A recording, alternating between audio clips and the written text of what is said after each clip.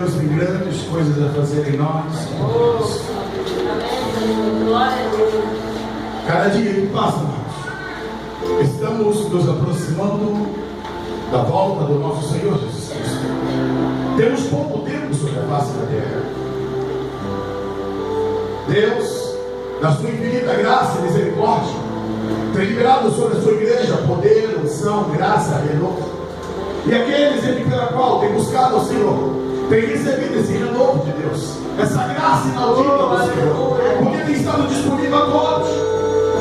Entenda, a graça, a misericórdia, a unção não é coisa exclusiva de pastores, não é coisa de um grupinho especial que Deus criou, formou e só vai derramar sobre eles, não, amados.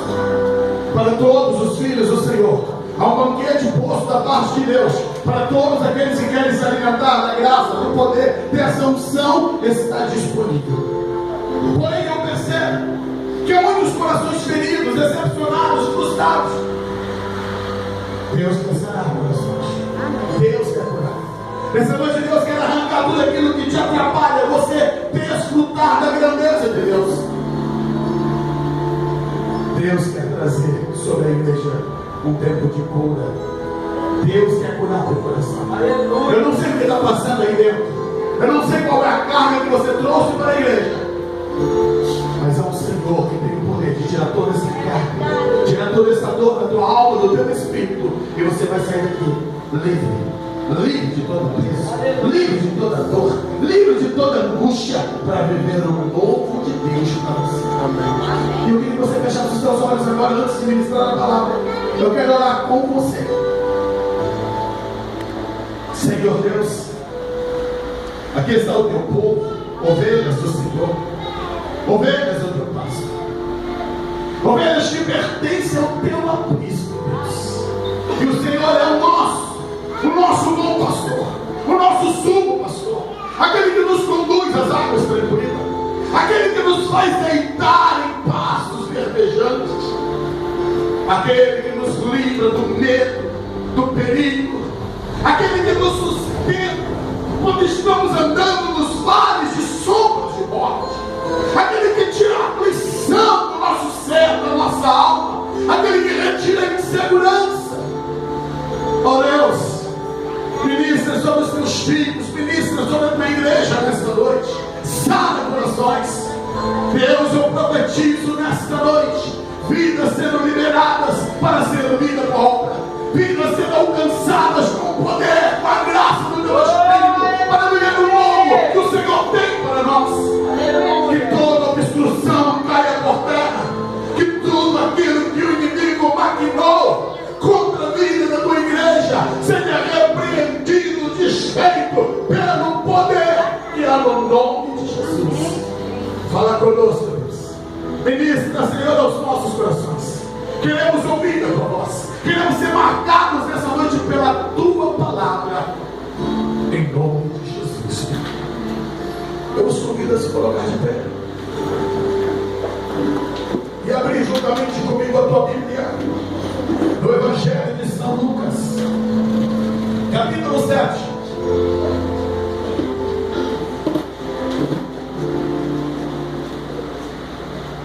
Lucas capítulo 7, versículo 19. Vou usar como base do versículo 17 ao 23, nós vamos ler apenas o versículo 19.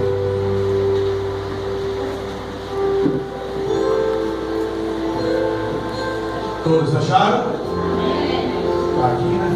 Todos acharam, irmãos? Amém. Diz assim a palavra de Deus. João, chamando 2 discípulos, enviou-os a Jesus, dizendo: És tu aquele que havia de vir, ou haveremos de esperar outro? Poderia sentar.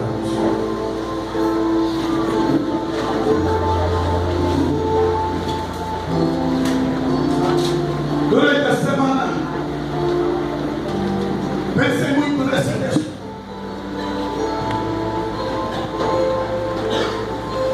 Meditei, E entendo que Deus reservou esta palavra para nós esta noite. Eu queria que vocês prestassem atenção.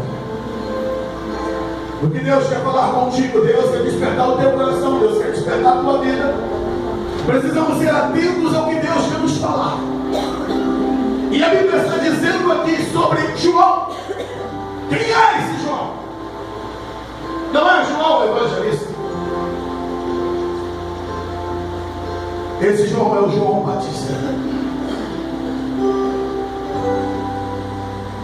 Mas ele está enviando dois homens para fazer uma pergunta a Jesus, que parece não condizer com este João Batista que nós conhecemos. Por quê? João Batista foi o grande arauto do Senhor. Ele foi o precursor de Jesus, aquele que Isaías profetizou que haveria de vir adiante do Messias, preparando o caminho da salvação. João Batista foi aquele homem que, pela qual foi para o deserto, proclamou, anunciou, dizendo que o reino dos céus estava próximo. Foi ele que um dia, diante de tão grande multidão, estando ele no Rio Jordão, parou tudo o que estava fazendo, chamou a atenção de todos. Eis! Esse verbo quer dizer: estou chamando a atenção para que todos prestem atenção. E enquanto Jesus estava se aproximando, ele apontou e disse: eis aí o Cordeiro de Deus que tira o pecado do mundo. Aleluia, Deus. João disse: olha, o Senhor me revelou que aquele que eu visse pousar o Espírito seria este que batizaria com o Espírito Santo com fogo. E ele dá testemunho a respeito de Jesus. Mas esse texto que estamos lendo aqui está falando não mais de João no deserto, não mais do João pregador, não mais do João batizador. Está falando de um homem que estava passando um momento difícil da sua vida. Sabe onde estava João quando isso ocorreu? João estava em uma prisão. Mas ele não era pregador da palavra. Ele não era o precursor de Jesus, o grande profeta. Sim. João não era um criminoso. Ele não era um homem fora da lei. Mas então, qual foi o crime que esse homem cometeu? Por que ele foi para a prisão? A Bíblia diz: por causa de uma mulher chamada Herodias. Herodias era casada com Filipe, filho de Herodes. Porém, esta mulher largou seu marido e foi conviver de maneira adúltera com o irmão de Filipe, Herodes. João, como profeta de Deus, levantou a voz e disse: isto é adultério. Está errado. Deus é contra estas coisas. E com isso, Herodias foi incendiada pelo ódio contra João Batista, pois o seu pecado foi mostrado, seu erro foi revelado. E essa mulher então exigiu do seu marido que jogasse João Batista na prisão.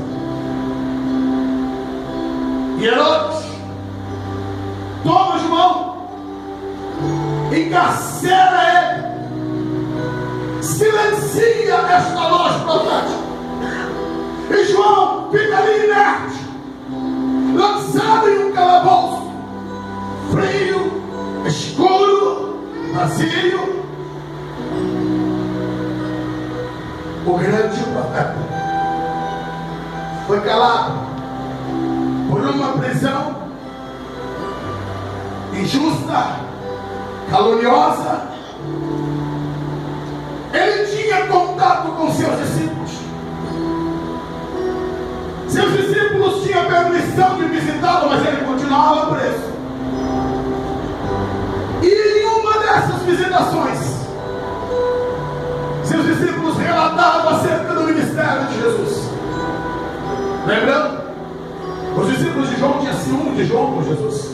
Uma certa feita, os seus discípulos chegaram e disseram: olha, João, aquele homem que você disse que ele é o Cordeiro de Deus, as multidões estão todas correndo para ele, estão deixando a gente, estão nos abandonando, agora eles estão batizando mais do que nós.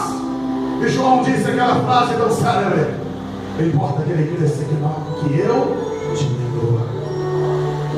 Então os discípulos de João já tinham esse sentimento obtuso, e eles estavam trazendo para João notícias do ministério de Jesus. E enquanto isso, Jesus estava realizando o seu ministério, João estava preso em uma prisão. Foi tirada a liberdade dele, foi arrancado dele o direito de viver o seu ministério. João, dentro da prisão, ele foi impedido de acompanhar o ministério de Jesus. Mas aí, dentro dessa mensagem que eu quero vos trazer, é que algo mais ocorreu. Não apenas foi silenciada uma voz. Ei, a prisão não apenas silencia a voz de um homem ou uma mulher de Deus. A prisão também, ela tem algo danoso que pode mexer com o coração de um homem, pode mexer com a sua fé. Prisões têm poder de fortalecer uma fé, mas também tem o poder de mexer com uma fé. João, dentro dessa prisão, foi levado a uma prova de fé. Enfrentou ele uma grande fornalha, e a fornalha que ele estava trouxe inúmeros problemas para a sua fé. As notícias que os seus discípulos trouxeram sobre Jesus, de alguma maneira, mexeu com a cabeça de João. João não estava vendo o que Jesus estava fazendo porque ele estava preso.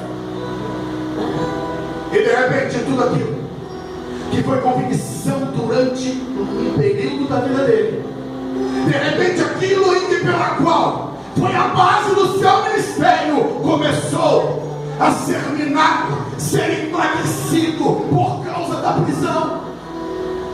Ei, amados, quantas prisões hoje, calabouços, que tem mexido com a fé de muitos homens, de muitas mulheres. Quantos grandes homens de Deus, quantas grandes mulheres do Senhor, que têm se encontrado nessas prisões. Quantos crentes que já caminharam, que já viveram coisas maravilhosas de Deus, que assim como João, tinha convicção, sabe o que quer, mas de repente algo começa a acontecer, que começa a minar, começa a questionar: será que Deus faz isso mesmo? Será que é dessa maneira que Deus age? Pois João, dentro da prisão, ele começa a ter dúvida daquilo que ele mais cria.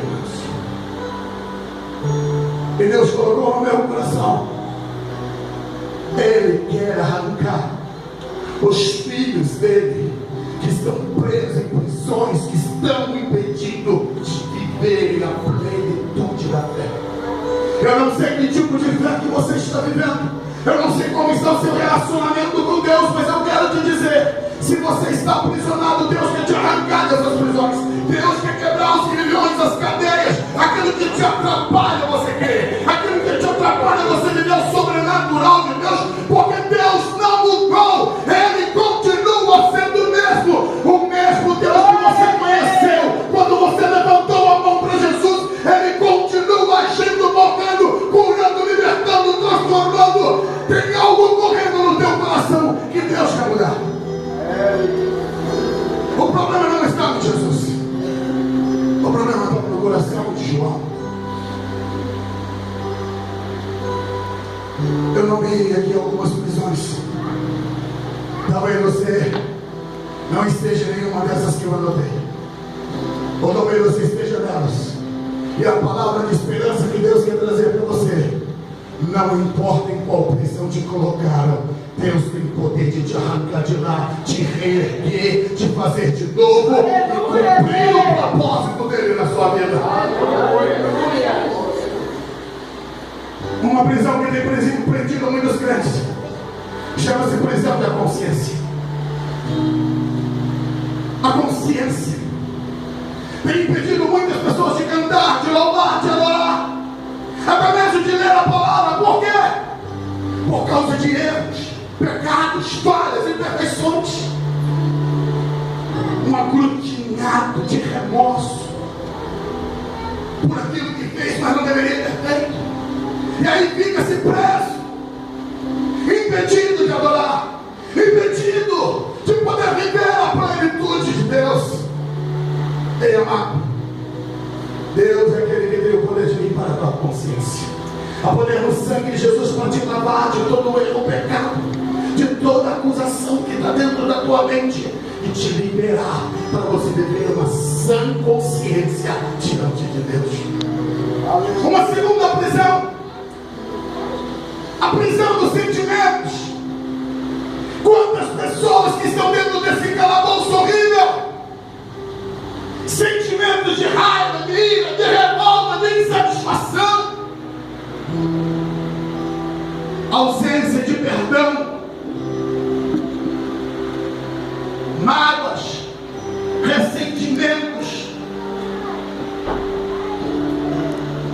Esses sentimentos são prisões, porque você não consegue amar, você não consegue perdoar, você não consegue escrever uma nova história. Seu coração fica preso, porque você se sente que foi injustiçado. Você acha que alguém errou, que alguém falhou, e isso vai prendendo o teu coração. Isso te impede de você viver e ver aquilo que Deus está fazendo e operando. Lembre-se, João, por causa da prisão, ele não viu o ministério de Jesus, e por causa da prisão, muitos crentes não estão vendo a atuação de Deus, o fazer de Deus, o agir de Deus. Eles só ouvem falar o que Deus está fazendo, mas não podem ver, porque estão aprisionados. Há um caminho para isso. É abrir o teu coração e dizer: Deus, teu coração está machucado, está ferido, mas eu quero sair dessa prisão. Eu não quero viver nesta prisão.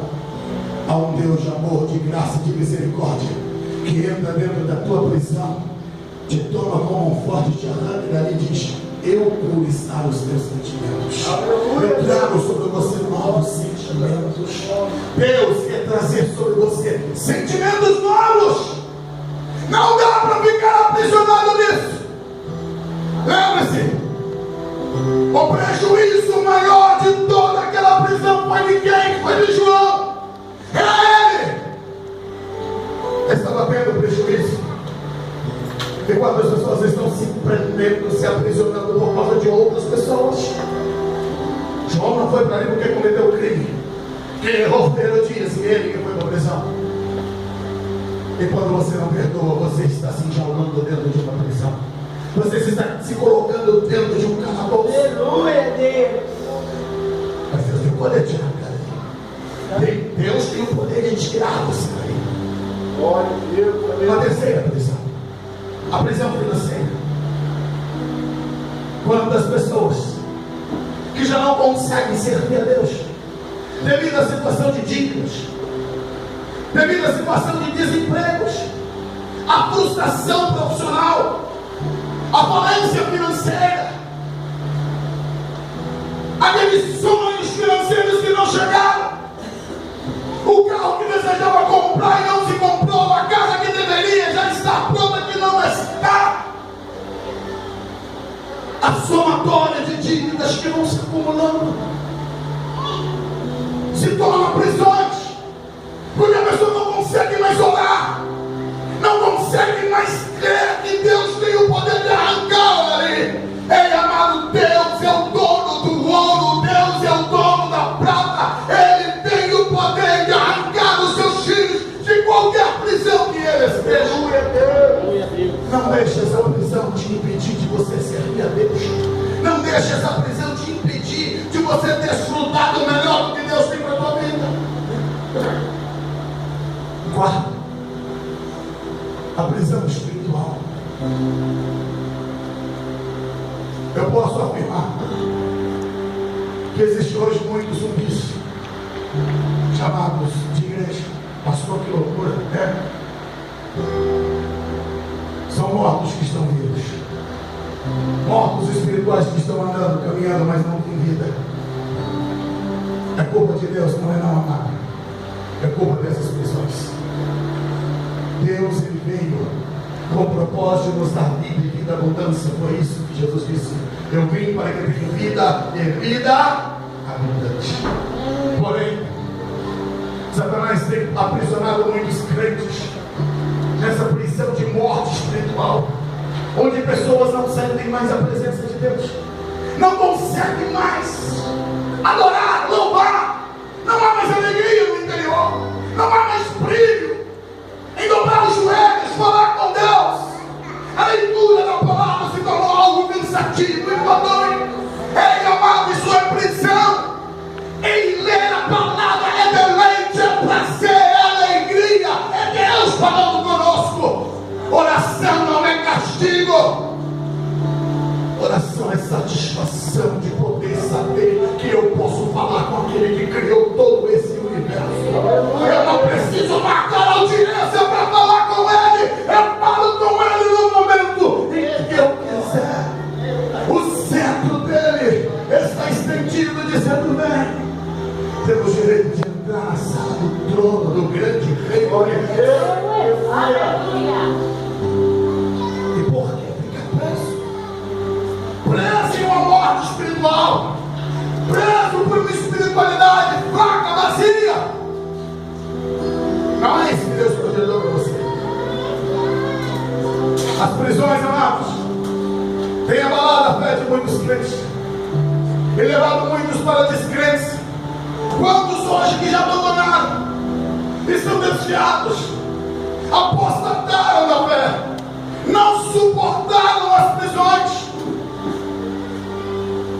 Eu vejo que princípios, valores eternos têm sido massacrados por causa das prisões. Minados-se a força de servos de Deus.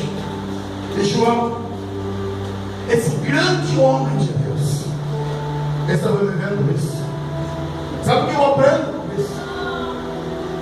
Eu e você somos humanos. Humanos. Você é humano. Você não é super-homem.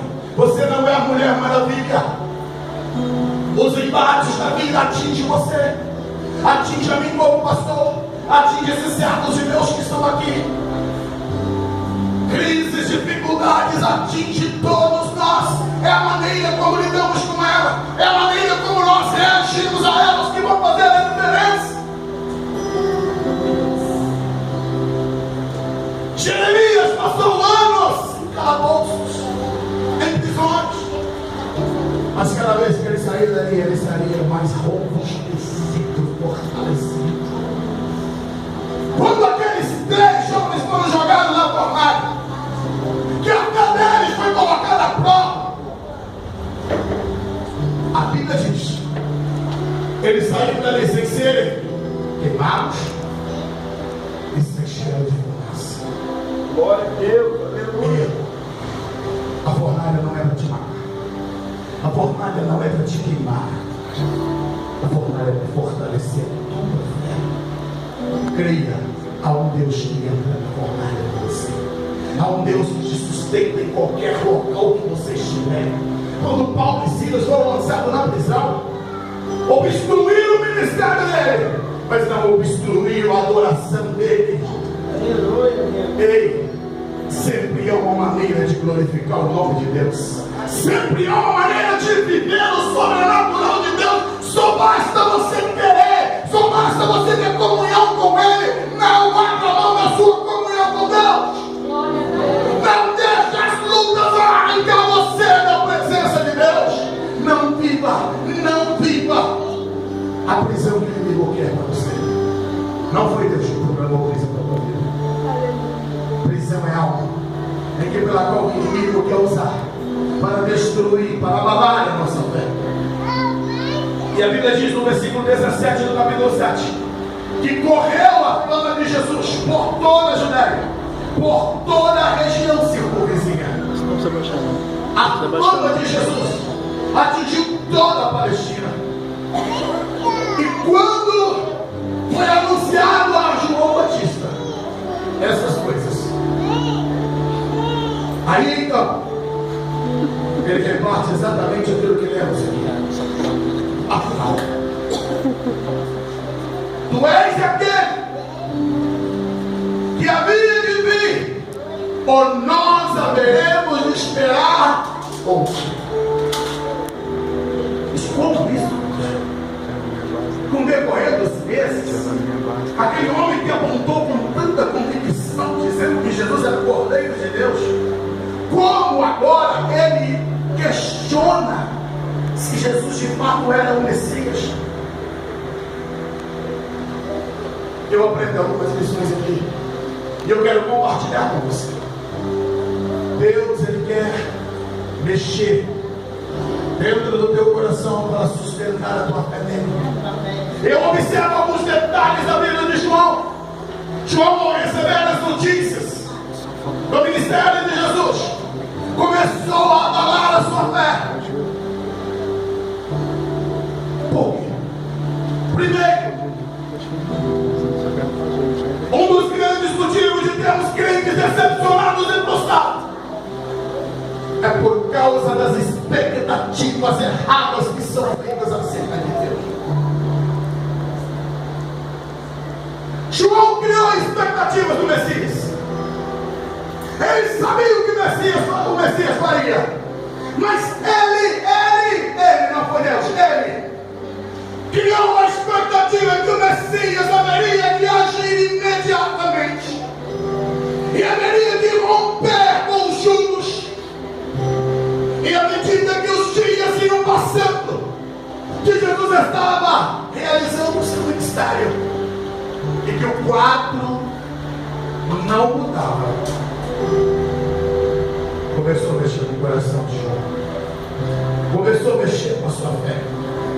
Ei, amado, você pode sonhar, você pode desejar, pode imaginar inúmeras coisas, porém você não pode limitar Deus aos seus ideais. Você não pode limitar Deus aos seus sonhos. Ei, Deus não se encaixa dentro dos sonhos humanos. Ele diz: os meus caminhos são mais altos que os vossos caminhos, os meus pensamentos são mais altos do que os vossos pensamentos. Aleluia. E quando nós queremos engaiolar Deus dentro das nossas expectativas e esperança, estamos fadados ao fracasso, estamos fadados à decepção. João Batista aqui demonstra um homem frustrado com a maneira como Jesus estava desenvolvendo o ministério dele. Era tipo assim: se ele estivesse lá, se eu tivesse o poder dele, se eu fosse ele, eu faria diferente. Quantas vezes você já disse isso? Se eu estivesse no lugar de Deus, eu faria diferente. Quantas vezes você já quis assumir o lugar do Senhor? Ei, Deus está dizendo para você, amado, o lugar dele não está vazio. Ele continua sentado no seu trono de glória. E nós temos que aceitar isso, submeter a isso. Ele nunca vai deixar o seu trono para ninguém, porque ele tem os seus planos, propósitos, objetivos a ser cumpridos e ser desenvolvidos. E muitas pessoas hoje, como João, estão decepcionadas com Deus. Por quê? Primeiro, as pessoas dizem assim: Deus não fez o que eu queria que ele fizesse. Eu queria que Deus fizesse assim na minha vida. Eu queria ser dessa maneira. Ei, amado, para de ficar tendo esse ostracismo dentro de você. Para de se aprisionar. Deus te fez assim porque Ele escolheu te fazer assim. Aleluia. Mas eu gostaria de que Deus tivesse feito diferente. Eu queria ter nascido numa família gostaria de ter meu cabelo assim, gostaria de ter meus olhos dessa forma, gostaria que minha cor fosse dessa maneira, eu gostaria que minha altura fosse tal. E começamos a fazer uma lista de coisas que gostaríamos que Deus tivesse feito. Ei, amado, ei, deixa Deus fazer do jeito dele, da forma dele, da maneira dele. Aleluia a Deus! Ele é Deus. Não reclame, não murmure, aceite. Ele te fez, ele te formou porque ele é soberano. É verdade. Uma segunda frustração: Deus não realizou as coisas do jeito que eu esperava que ele fizesse. Eu lutei tanto, eu batalhei tanto, eu queria tanto aquilo, mas Deus não me deu, Deus não fez. E isso vem trazendo frustração no coração de muitas pessoas, porque elas acham, consideram que Deus deveria ter feito do jeito que elas queriam, do jeito que elas desejavam. Vamos hoje viver um tempo do chamado determinismo. Eu determino Deus que o Senhor faça. Eu determino Deus. Ei, nós não determinamos nada, que determina tudo é Ele. Aleluia, Deus. É Ele. Se Deus não realizou as coisas do teu jeito, submeta-se, deixa Ele continuar agindo, porque Ele conhece o final da tua história e sabe o que é melhor para você. Uma terceira coisa que tem levado muitas pessoas à frustração, e essa tem causado muita dor em muitos, porque Deus abençoa outras pessoas e parece que eu não sou abençoado. Aquela bênção de fulano, de Beltrano, deveria ser minha. E por que eu não consegui? Porque eu não alcancei. E as pessoas se frustram. Aquele emprego de salário de 10, 15 mil reais tinha que ser meu. Não era para ser de fulano. Aquela casa ostentativa de 3, 4 andares tinha que ser minha. E por isso muitas pessoas estão frustradas, decepcionadas, dizendo: Deus não me ouve, Deus não me atende. Claro que Deus te ouve, claro que Deus atende. Ele só não está trabalhando do teu jeito porque Ele não é propósito teu. Ele só não está fazendo as coisas do teu jeito porque Ele tem um jeito de trabalhar, Ele tem um jeito de cuidar de você. Aleluia. Quantas vezes os filhos fazem pirraça? Ele diz: eu não quero conversar comigo. Ah, eu não quero botar esse sapato, eu não quero colocar essa roupa. Mas o que os pais fazem? Aborrece. Os pais deixaram de amar? Não, amados. É cuidado. Quantas vezes você vai sair e diz: olha, está frio, tem que botar uma jaqueta, tem que botar uma roupa de frio. A criança diz: não precisa, não vou com frio. Você pega e coloca na reserva, né? Bota dentro do carro. Aí quando chega no local, eu não disse para trazer, não precisava. Eu acho. E aí, o amor do pai e da mãe vai fazer o quê? Pega aquilo que você levou e cobre e dá a ele aquilo que ele precisa para dar ao teu filho. Quantas vezes somos teimosos com Deus? Não preciso. Não, queremos fazer do nosso jeito. Deus ali com carinho, com amor, está cuidando, está velando. Para de ser teimoso com Deus. Para de ser teimosa com Deus. Deixa Deus cuidar de você do jeito dele, da maneira dele. Glória a Deus. Uma outra razão que tem levado muitos crentes à frustração é porque acha que Deus não está cumprindo o plano de Deus. Deus está demorando. Deus já deveria ter feito. Deus já deveria ter realizado. Não sabemos quanto tempo João Batista ficou na prisão, mas aqui que o coração dele estava inflamado. Porque Deus não estava junto. Porque Jesus ainda não tinha realizado e cumprido as expectativas dele. E isso levou ele a duvidar: vem cá, é tu mesmo? Ou eu vou ter que aguardar? Bem amado, Deus não demora, Deus não tarda, Deus não falha, Deus tem o tempo dele agir. Deus tem o tempo dele fazer.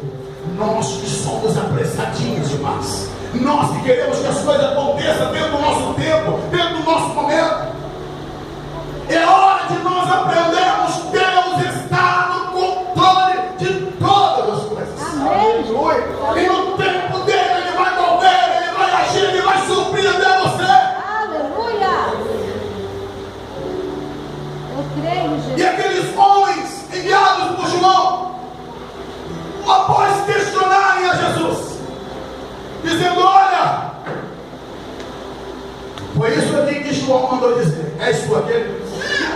Ou havia outro?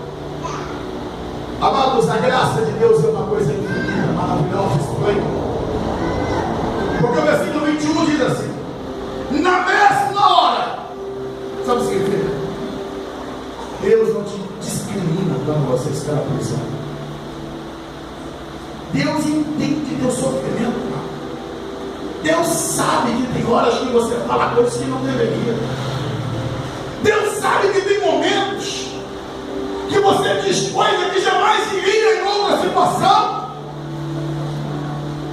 E ao invés de te discriminar e te dar uma repreenda, Ele te acolhe e diz: eu te entendo. Eu sei que você tem isso. Eu sei que você está passando por um momento difícil. Eu te entendo. Mas você não pode continuar caminhando desta forma. Deus reprova a tua ação, mas te acolhe com braços de amor, de graça, de misericórdia. Jesus, a Bíblia está dizendo aqui que na mesma hora, ei, Deus não adia tratamento dos seus filhos. Deus está sempre cuidando de nós quando nós recorremos a Ele. Antes de João enviar alguém para Jesus, você pode ter certeza, ele maquinou durante muito tempo no seu coração. Ele planejou: será que eu vou? Será que eu não vou? Será que eu... E quantas das vezes você fica assim: será que eu digo isso para Deus? Será que eu decido isso, tomar uma nova postura? Ei, faça como João. Não deixe isso corroer e te matar. João, se ele ficasse ali sem procurar Jesus, o seu interior seria plenamente corroído, destruído. Amados, a dúvida é um elemento destrutivo, de ruína, vai te consumindo. E a Bíblia diz que quando isso chegou até Jesus, na mesma hora, ele estendeu as suas mãos de poder. E a Bíblia diz aqui no versículo 21: curou a muitos de enfermidade, males, espíritos malignos, e deu vista a muitos cegos. Na hora. Sabe o que Jesus fez ali? Antes de enviar uma palavra, Ele mostrou o seu poder e a sua graça. Deus hoje que abriu os teus olhos. Antes de você ouvir o que Deus quer falar contigo, Ele quer abrir os teus olhos para que você contemple. Ele continua sendo o mesmo Deus, curando, libertando, transformando, mudando vida, mudando histórias. Quando Ele ali, todos os discípulos começam, cura um, manda o espírito de demônios de outro embora. Ele levanta morto. Quando Ele vai realizando prodígio e maravilhas, Ele está dizendo: ei, João, eu sou aquele que os profetas profetizaram acerca de mim.